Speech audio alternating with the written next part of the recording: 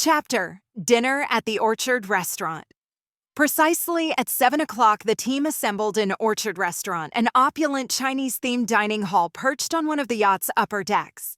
The space was a testament to Kronos' knack for merging luxury with global culture. Red lanterns cast a warm glow over ornate dragon motifs coiling around polished pillars, while breathtaking paintings of ancient China adorned the walls. It felt as if they'd stepped onto a lavish movie set rather than the top floor of a floating corporate headquarters. In one corner, a vast digital screen was set into the wall, yet at first glance it looked like a beautifully framed painting rather than any sort of display. The animated image showed a traditional Chinese scene of flowing rivers, lush gardens, and graceful maidens in silk robes, every detail rendered in startling high resolution. Cherry blossoms swayed in a soft breeze, water shimmered under a painted sun, and distant pagodas hinted at old-world serenity. Yet it was all subtly in motion, bringing the artwork to life. It took only a moment to realize it was, in fact, a cutting-edge TV, capable of sliding away when not in use and revealing that even this ornate dining hall served dual purposes for Kronos. Kronos used this lavish restaurant for business meetings and presentations. Rows of plush chairs lined the edges, but the center of the room was arranged with one grand table, clearly prepared for the team's private gathering. Miles arrived first, sporting a bow tie and a corduroy dinner jacket in a distinctly British cut. He gave an appreciative whistle as he took in the swirling dragons and gilded latticework. "I must say, this beats any conference room I've ever stepped into." Lena entered next, wearing an elegant Japanese-inspired dress adorned with delicate cherry blossom patterns. Her gaze landed on a painting depicting ancient China on the wall, and she studied it for a moment before remarking, "A Tang Dynasty scene, fitting. The height of culture, trade, and innovation. Quite the backdrop for a business briefing." Kiera, hair curled in glossy waves and dressed in a sleek green pantsuit, arrived alongside Jeff, who wore a tailored navy suit. Kiera grinned, glancing around the vibrant decor. "Feels like a cross between an emperor's banquet and a cutting-edge boardroom. Certainly keeps things interesting." Jace, wearing a dashing dark suit, newly tailored to his request for something that matched his eyes, was quick to joke. "I'm just hoping they don't serve anaconda tonight," he quipped, recalling the mention of Amazonian cuisine. "If I see scales on my plate, I'm bailing." Miles smirked. "No promises, Jace." Lastly, General Damon Lysander, tall, stoic, and clad in a formal black suit, entered with a measured stride. Jeff beckoned him forward and addressed the group.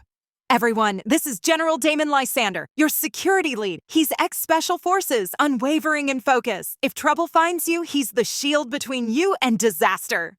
Damon gave a polite dip of his head, eyes scanning each face at the table. Originally from a small town in the American Midwest, he'd risen through the U.S. Army ranks with startling speed. Eventually commanding an elite special operations unit, Damon earned a reputation for sharp tactical brilliance and calm under unrelenting pressure. He'd led missions in conflict zones across the globe, guiding teams through impossible odds. But after achieving the rank of general, he grew disillusioned with bureaucracy and the constant political meddling that overshadowed his men's well-being and the mission's true objectives. When Kronos approached him with an offer to run a global security division, free from governmental red tape, he saw it as a chance to apply his skills without the burden of endless red tape and diplomatic constraints. Now, in his early 40s, Damon was ambitious yet notably disciplined.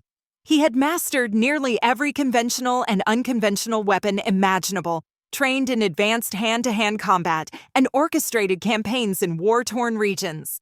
His direct, steely gaze carried a hint of that history, hinting at a man who'd seen the darker edges of conflict. Still, he'd left the military behind to join Kronos, lured by the company's vast resources and the promise of forging a better future rather than perpetuating endless wars. Observing the team's curiosity, Damon allowed a faint smile. "Looking forward to working with you all. My role is straightforward. I keep you alive." Just then, Chef Edouard Montclair glided out from the kitchen, wearing pristine whites. He greeted them in lightly accented English. "Bonsoir, mesdames et messieurs. Our menu tonight is a blend of French, Amazonian, and Chinese influences, an homage to the diverse realms Kronos touches. I look forward to delighting your palates." Neatly uniformed waiters poured water and distributed warm bread baskets. A sommelier uncorked a vintage wine and deftly filled each glass except for Jace, who requested a Guinness stout with a cheerful grin. The waiter returned promptly with a tall glass of dark beer. Miles looked on, amused by the contrast of fine wine and stout side by side. The first course arrived, a medley of bright Amazonian herbs, French sauces, and Chinese-style dumplings plated with artistic finesse. The aroma alone seemed to envelope them in mouth-watering promise. As they began sampling the dishes, Jeff raised a hand and the big TV flickered on. The bustling restaurant noises dimmed slightly as a corporate video reel started, showing modern-day scenes. Oil refineries releasing plumes of smoke, scorching heat waves, storm-ravaged coastlines, and lines of desperate people at fuel stations. This, Jeff's voice carried over the footage, is the reality of energy instability in our modern era. Oil and gas prices have surged, climate disasters are intensifying, energy access remains uneven, with some regions struggling to meet demand. He paused, letting the grim images of floods, wildfires, and riots sink in. Then the reel ended. The screen went dark, and Jeff set aside a remote. We're all aware of the world's precarious situation, but we at Kronos believe we can change that, and so does our next speaker. He turned to Lena with an expectant nod. Lena blinked, momentarily caught off guard. Me? She asked, straightening in her seat. I mean, of course, but I assumed you'd lead this. Jeff smiled knowingly. You're the expert on climate change and global warming, Dr. Corinth. No one is better suited to speak on the real stakes here. Lena placed down her fork. She smoothed the front of her dress before speaking, her voice steady, passionate. The oil and gas industry holds immense wealth, trillions of dollars. Some companies have been criticized for their lobbying efforts, funding studies that align with their interests, and shaping energy policies that slow the transition to renewable sources. Across different governments, their influence on policy is well documented, often ensuring their priorities remain protected. In some regions, corporate influence goes largely unchecked, Lena went on. There have been reports of industries pushing back against regulations, shaping political discourse, and delaying meaningful climate action. Even in highly regulated countries, fossil fuel companies invest heavily in lobbying efforts to maintain the status quo. Some lawmakers have been accused of downplaying climate change or resisting stricter environmental legislation, often citing economic concerns. A hush followed. Even Jace looked unusually serious, setting aside his stout. So, basically, a handful of corporations have an outsized influence on global policy? Lena nodded solemnly. Precisely! And as Jeff just said, in the face of wildfires, droughts, and rising seas, it's only a matter of time before everything changes, unless we find a better solution. Jeff steepled his fingers. Kronos has begun forging that better solution, but it requires knowledge we can't find in modern labs, which, he allowed himself a small smile, brings us to why you're all here. The group let that statement linger. Outside, waiters bustled by, refilling glasses, delivering fresh plates of exotic fusion cuisine. Succulent dumplings drenched in sauce, fragrant Amazonian fish with French garnish. Miles sampled a bite, the flavors exploding on his tongue, yet his mind was half lost in the meaning behind Lena's words. After a moment, Kira broke the silence with a confident nod. We have the technology to travel back, locate new resources, glean advanced knowledge from a forgotten civilization. Maybe we can finally move beyond our dependence on limited energy sources. Miles, for once short on words, offered only a determined nod. The rest of them followed suit. Theo with his notepad, Damon with stoic readiness, Jace with subdued humor. None of them pretended to know exactly where this mission would lead, but they sensed it might be humankind's best shot at stepping beyond a future smothered by fossil fuel chaos. Jeff lifted his wineglass, a silent toast forming. Enjoy the meal and each other's company. Tonight, we will have a solution. This is the beginning of something extraordinary. Jace grinned and gestured toward a passing waiter, lifting his empty glass. Another round of this fine elixir, my good man. If we're solving the world's problems tonight, I'll need at least one more. The waiter nodded with a knowing smile, swiftly replacing Jace's empty pint with a freshly poured Guinness. He took a sip, letting out an exaggerated sigh. Ah, perfection. If we're about to rewrite history, I'd like to be properly hydrated. Lena smirked, sipping her wine. You mean properly buzzed? Theo chuckled as he reached for another dumpling. In fairness, I think we all deserve a drink after the revelations today. They raised their glasses, wine, stout, or otherwise, the clang of crystal echoing in the beautifully lit orchard of Chinese dragon motifs. For a few precious minutes, the tension melted into the background, overshadowed by the swirl of savory dishes, the warmth of camaraderie, and the promise that maybe, just maybe, the world's ills weren't as unstoppable as they seemed. As the lavish dinner at Orchard Restaurant continued, the conversation turned sober once more. The massive TV near the wall lit up again, cycling through raw footage of climate disasters plaguing the planet, raging wildfires devouring forests, hurricanes leveling coastal cities, droughts shriveling once fertile fields. The images were haunting. Cracked riverbeds, stranded marine life, entire communities displaced by rising seas. Jeff Steele paused the montage, letting the grim snapshots of Earth's woes linger. He gently pushed his half-eaten dish aside and cleared his throat. All of us here know the planet is under siege from climate change. Energy markets remain volatile, political interests shape policies, and billions struggle with the consequences. Enough is enough. Lena, eyes reflecting the pain of those images, nodded grimly.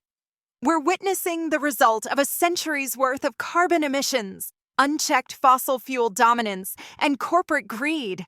Something must give. Jeff tapped a small remote and the screen switched to a holographic mock-up of what looked like an energy core swirling with light. We have an alternative. Remember how we discussed Atlantis earlier? The city, our probe discovered, was powered by a single core crystal. Plato called it orichalcum. At Kronos, we're calling it metramite. It's what fueled Atlantis' entire society.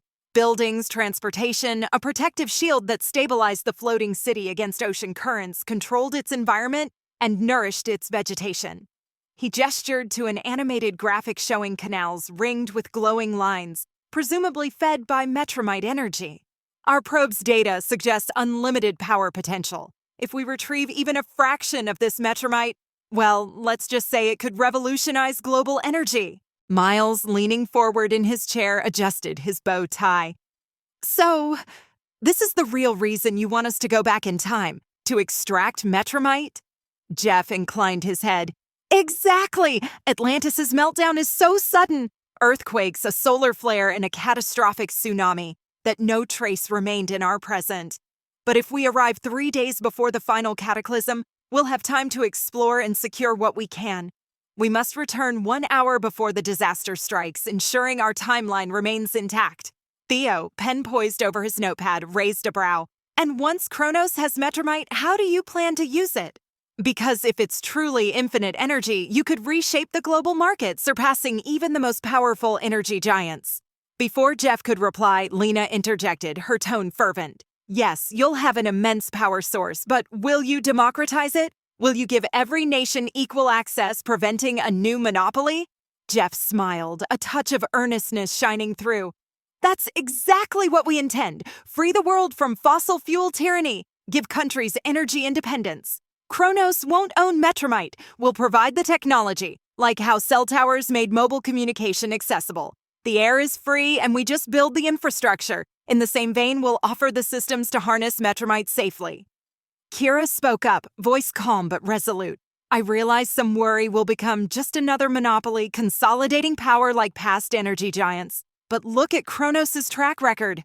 I won't deny there was a darker period in our early years, questionable partnerships, harsh cost-cutting. Yet the board recognized its mistakes and corrected the course. She glanced around at the team, earnestness shining in her eyes. Today, Kronos leads in life-saving medications. We've developed cures for diseases once thought incurable, and we price them fairly so people in poor regions can afford treatment. We partner with developing countries to deliver vaccines, build clinics, and fund local research. When people say Kronos is an evil giant, I ask them to look at the last decade. Our reputation has taken a huge turnaround. Jeff Steele inclined his head, letting her continue. Kira nodded toward him in quiet acknowledgement. The shareholders still make a profit, yes, but the board of directors ensures the corporation invests ethically in green tech, global philanthropy, and equitable programs. It's a balance we fight hard for daily. She paused, letting the team absorb her words. So if we retrieve Metromite, it won't become a tool of oppression. We intend it to liberate the world from fossil fuel strangleholds, not create a new one. We've proven we can act responsibly, even while staying profitable. A flicker of soft approval crossed Theo's face as he set down his pen. That's reassuring, Kira. Thank you for clarifying. General Damon Lysander, always the wary one, folded his arms. But what if it's misused? If Metromite can power entire nations, it can probably power weapons. Massive destructive potential. Inwardly, he smirked. Not my problem. I'm not here to save the world. I'm here to make money. Jeff's expression sobered. We've considered that. Our plan is to hand Metromite to an international body, ensuring no single power or corporation can exploit it. Kronos will act as a guardian, not an owner. We see it as the planet's inheritance.